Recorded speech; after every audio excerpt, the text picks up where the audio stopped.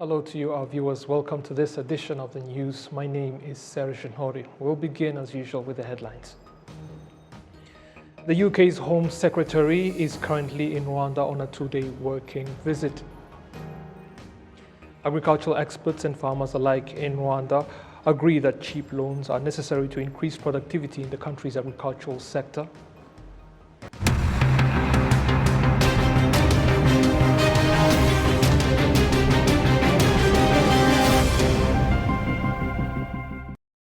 Now the details. Thank you once again for joining us. But before we begin this edition, let us first inform you that on Saturday at Village Rugwiro, President Paul Kagame met with Anders Holt Poulsen, the owner and CEO of Bestseller, a fashion company with more than 20 brands selling across 70 countries worldwide.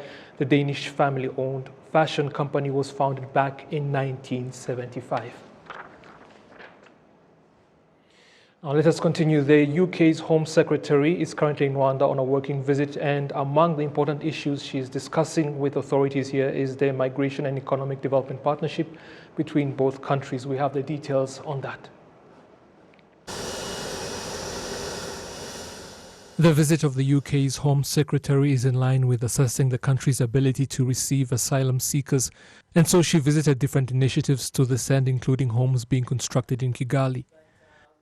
I've been incredibly impressed with my visit today, both to meet local innovators and entrepreneurs and to see the job creation and the wealth creation going on in the vibrant economy of Rwanda, but also to the Buiza estate and to see the extensive construction work which is being rolled out.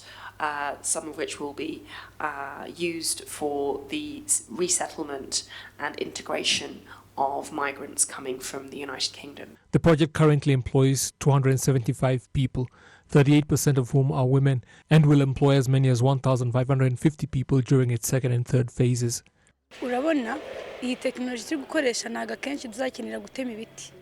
You see, the technology we are using means we will not have to cut down a lot of trees, which is good because trees are important for the environment. We use light steel frames instead, framing them as we wish and setting up walls without using things like bricks. Also, the lightweight of the structure means it's far less likely to sink too far into the ground the way heavier buildings can sometimes do. We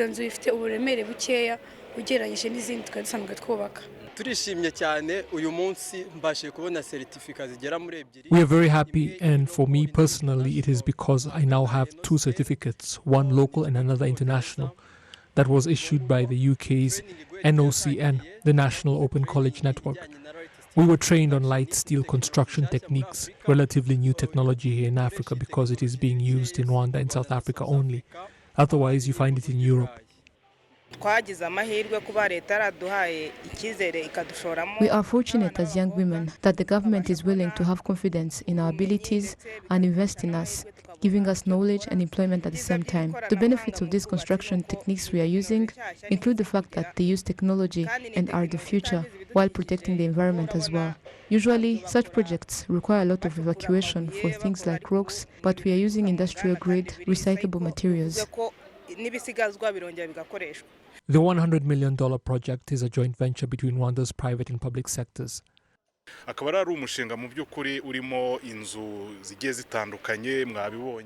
project features different types of houses, as you saw for yourselves, 1, 2 and 3 bedroom homes. 30% of them are very affordable, while the rest costs significantly more.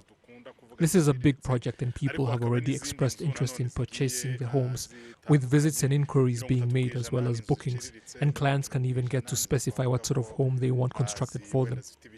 These houses will belong to Rwandans. We just wanted to show what we are capable of doing as a country, able to provide modern housing. You heard how she commented about finding the same type of houses in the UK and how she was surprised that these are even more modern. That gives confidence that the country is able to receive those people. And different sites have proved it, not just this one. So the country is ready to receive people in more than just one way.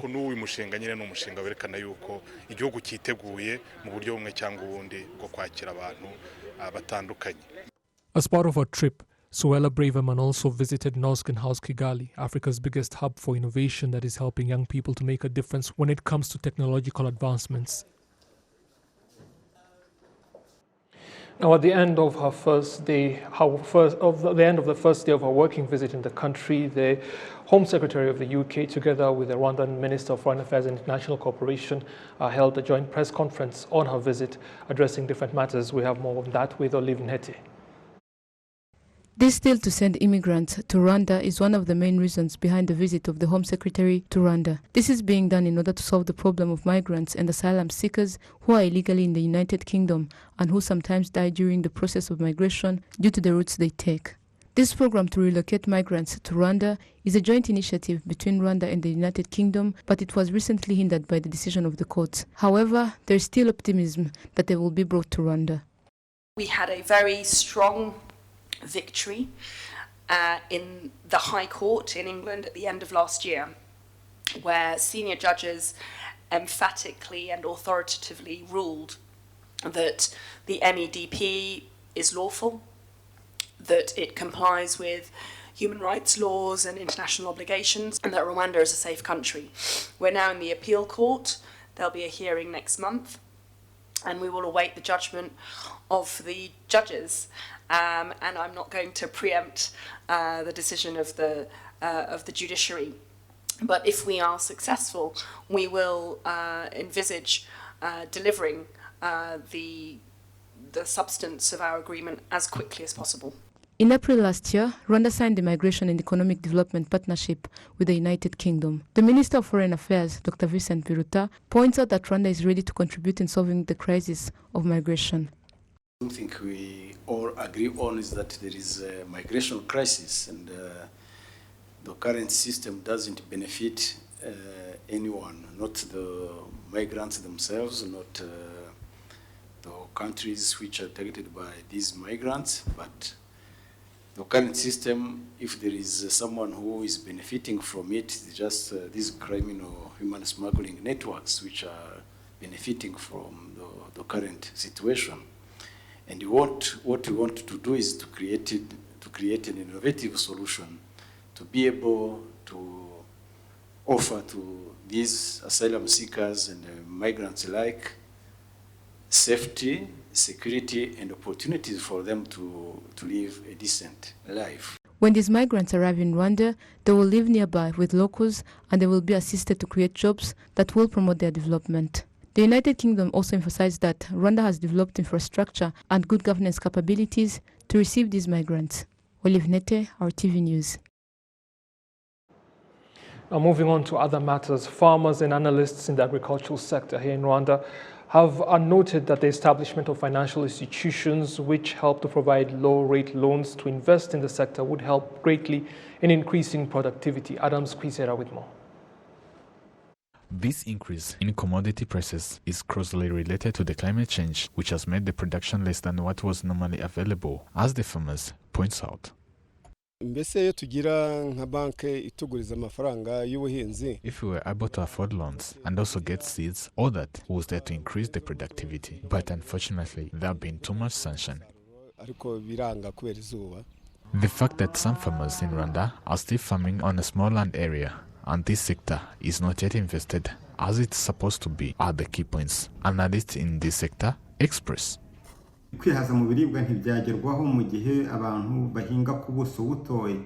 Self-sufficiency in food can be achieved while there is lack of support to the farmers. For example, greenhouse farming would be the best for the farmers, but this requires availability of loans which can support those farmers, as well as it can contribute to the increase of production.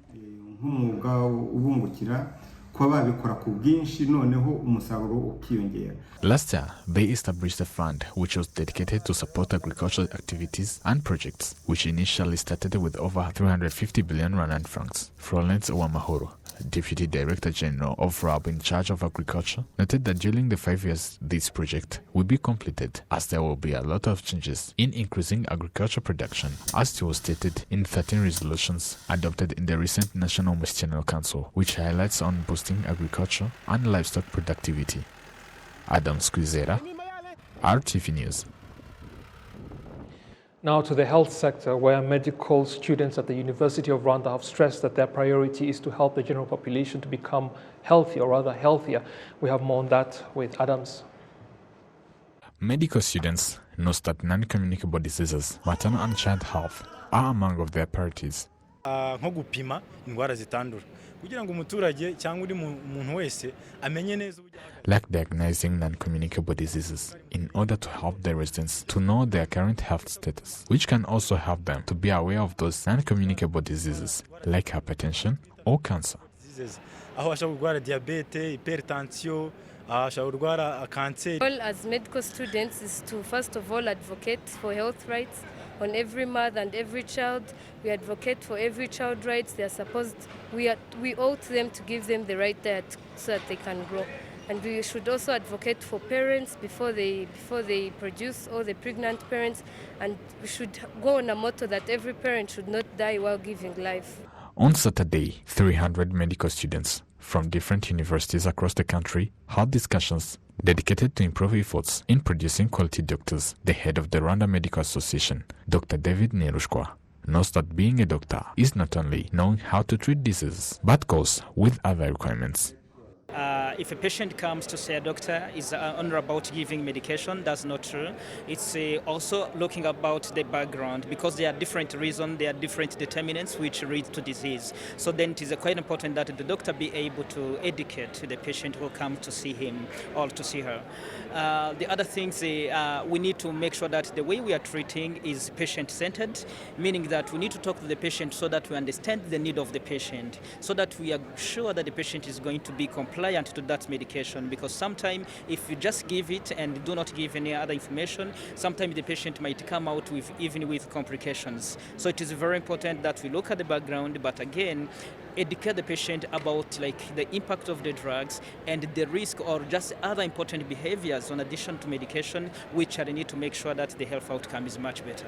Dr. Brian Chirombo, the World Health Organization country representative, appreciates the progress Rwanda has made in taking care of the health of the people, even though there is a room for improvement. Rwanda, compared to many countries, Rwanda has made amazing progress towards universal health coverage, towards scaling up primary health care. The main messages that came out were that Rwanda has made progress in terms of access, amazing progress. But when we look at the quality of services and the quality of care, we still have gaps, we still have a lot of work. In our mortality, yes, it may be much lower than other countries, but it's still very high when we look at our child mortality. So we have a lot of work to particularly improve the quality of care, and that's largely dependent on you. Yes, we need the numbers, but we need those doctors who are fit for purpose. World Health Organization knows that so far in Rwanda there is one doctor per 10,000 people, whereas the goal is to reach at least 3 doctors per 10,000 people. Currently, the Medical Students Association of Rwanda has more than 500 members, while the Rwanda Medical Association has 400 members. Adams Kwizera, RTV News. Thank you, Adams. Now, today in our weekly health segment, we will be looking at a condition that is a common condition in women that is usually misunderstood. Olive Nete has more.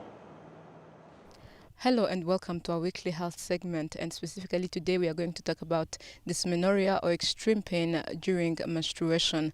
We are going to explore about the causes, symptoms and treatment of this condition by providing you with information that is really needed on how to manage this condition. Today we are joined by Dr. Fred Muhairwe. He's a gynecologist and obstetrician here at Rwanda Military Hospital. He's going to share with us valuable insights on this important topic. So before we start our interview today and explore more about the causes and symptoms and how to treat this condition, we would like to know, what is dysmenorrhea? Is it even a disease or is it a normal condition? Normally dysmenorrhea, it's actually a crampy, lower abdominal pains that occurs during menstruation. Under normal circumstances, during menstruation, there may be some inflammatory process that is going on with menstruation. It somehow causes not really a big pain, severe pain. That one we may call it a normal condition in menstruation. in the menstrual cycles. It may be a disease condition if there is an underlying pathology. That is, it could be a disease secondary to an underlying condition, a disease condition, like you've had women having endometriosis, having adenomyosis, all those having pelvic inflammatory disease. Those are the ones that may worsen menstrual cycles, and they cause severe, long-lasting pains, and it becomes a disease condition. So going ahead, what are the causes of dysmenorrhea, and what are some of the risk factors that can increase women's likelihood of experiencing painful periods? The causes, of course, the underlying pathology, secondary to that secondary dysmenorrhea, we mentioned of the endometriosis, which is that ectopic implants to the different pelvic regions that cause a lot of inflammation, and you have those endometrial implants actually going outside the endometrium and go to the different pelvic regions, and they cause pelvic inflammation, which actually worsens during menstrual period. Actually, the risk factors are the ones that actually increase the likelihood of that pain. So we have actually they say having body mass index, the RMNAC, if you go into periods as early as possible, they say at the age of 11, 12 years they go into RMNAC, and even lifestyle behaviors. Let's say if the adolescents who smoke, who take alcohols, those drug use, all those increase the inflammation. Doctor, we would like to know the symptoms of dysmenorrhea and how can a woman differentiate it with normal menstrual cramps. Symptoms, it's the severe pain. It's a severe pain. Actually, if you have severe pain, they go as far as getting headache, the pain that radiates the thighs, the pain that radiates the back, the pain that radiates to the chest, anywhere. So that pain may cause even nausea, vomiting, and actually others become dehydrated. Exploring more, what are the most effective treatments to help this person who has unbearable pain of dysmenorrhea, and how can someone at home having that kind of pain manage? If it is a primary dysmenorrhea, we normally give them non-steroidal anti-inflammatory drugs, the ibuprofen, the paracetamol, and they respond well to those drugs. Actually, those are the analgesics I was telling you. And with secondary dysmenorrhea, we tend to, because the non-steroidal anti-inflammatory drugs, they tend to fail with secondary dysmenorrhea. Then we go further to treat with hormonal therapies. We go further to treat with GnRH agonists, other drugs, and we also tend to go for further investigations and find out the underlying pathology. Identify if it's endometriosis, we treat endometriosis. If it is adenomyosis, we treat adenomyosis. If it is, let's say, a congenital defect that is preventing the menstrual flow, we treat that congenital defect. Thank you very much for following this interview about dysmenorrhea.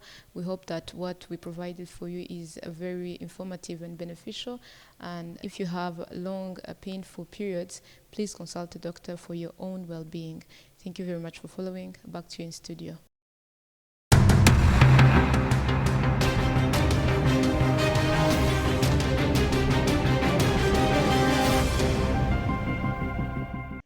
That's all we have time for, but do stay with Rwanda Television because, of course, the programs continue. Goodbye.